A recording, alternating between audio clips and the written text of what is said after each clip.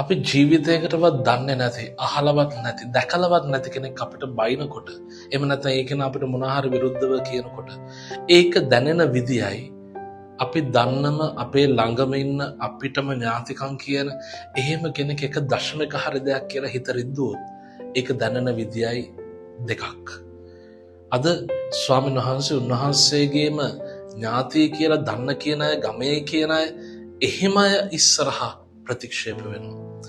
ඒක මොනතරම් අමාරුද? එයාලා කියන මේ වඩුවගේ පුතා නේද? අපි දන්නවා මෙයාව. එතකොට මේ පරණ පඩංගු පාපේ, ප්‍රතික්ෂේපය කියන පාපය මෙච්චර ඉතිහාසගත වෙනනම් ඇවිල්ලා අදටත් ඒ වගේම නැද්ද? අද වැඩිපුරම ප්‍රතික්ෂේප වෙන්නේ එකම වහලක් යට ස්වාමි පුරුෂයා බහරෑව නෙමෙයිද? එකම වහලක් යට දෙමව්පියෝ දරුවෝ නෙමෙයිද? එහෙනම් මේ වේදනාව මොනතරම් බරපතලද?